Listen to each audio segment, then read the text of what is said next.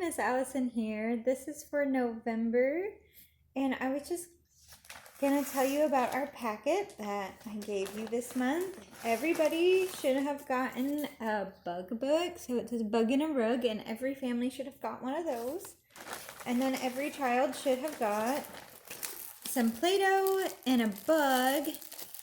And for the younger kids, what I want them to do is just work on their fine motor skills. And for the older kids, you can roll that dough out and make letters with the Play-Doh. There's also a recipe to make Play-Doh that everybody would have got. And there's a hot chocolate that you can make, because the bug in the story drinks hot chocolate. And everybody got a bug hat to make. So you're supposed to make a bug hat. And then you also got some bug yoga. So that will be fun for you guys to do this month.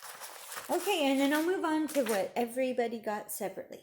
Okay, so for 2-year-olds, what they got was they got some color matching bugs. I had a lot of parents ask that they could do color matching again with their 2-year-old. 2-year-old is having still, lots of 2-year-olds are still having trouble doing the color match. So there's a bug color match.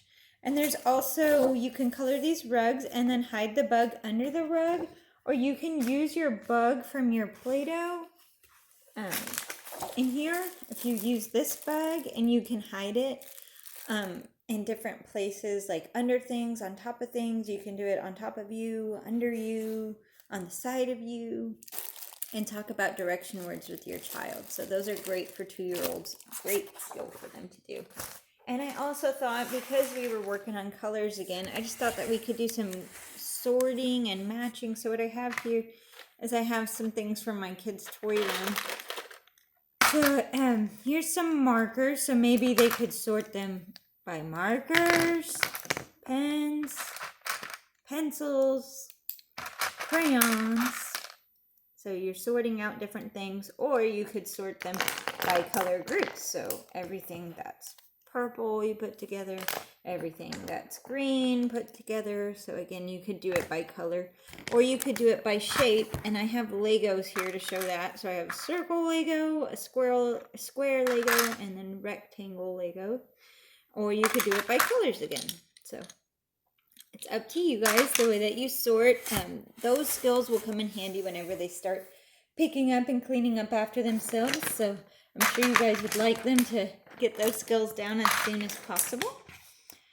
So for our 3-year-olds, what we had in their packet, or what I had in their packet, was so that they could start to learn how to count a little better. I had a counting game that they could count the dots on the dice. So you had a big cardboard cutout of the dice, and I don't have one, but you're supposed to draw the dots on the dice, and then you're supposed to tape the dice together, and then you play the game, roll a turkey. So you get to roll different numbers and then have your child help count the dots on the dice to make their turkey. And I also put in there just some tracing for them to do, their ABCs tracing, and also just learning their shapes. And for our 4-year-olds, what I wanted them to do this month, their special activity, is I wanted them to go around their house and see what words they could find. So these are words in my home. I found them on our Cheerio box, our pancake mix, and this little bag of snacks. So, simple words. I would pick 5 at the most that they could go find and have them be 4 letters or less. So rice, mix, free, oats, and add are the words that I found in my house. And they can look on their walls. They may find your last name or their first name, and that might be easier for them. And also in their packet, I wanted them to do beginning sounds. So what is that sound? So try to get the beginning sound of corn is can. And then hopefully they can fill out this. This is a ABC. Well, it's obviously trying to figure out what letters are missing. So whenever you say A, B, C, D, and then you're supposed to fill in the missing letters. They might not be able to write them yet, but you might be able to help them write them. And then this was really a challenge. I have some older 4-year-olds, and so this was a challenge. If you have a younger 4-year-old, I would stay away from it. It's just learning sight words.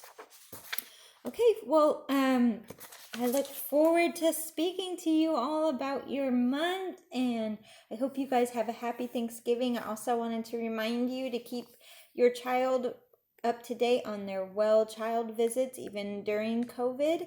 If you want to do a doctor virtual visit, I think that would be great for them. So if you guys have anything that you need from me, feel free to call me or text me. Thank you, and have a great month. Goodbye.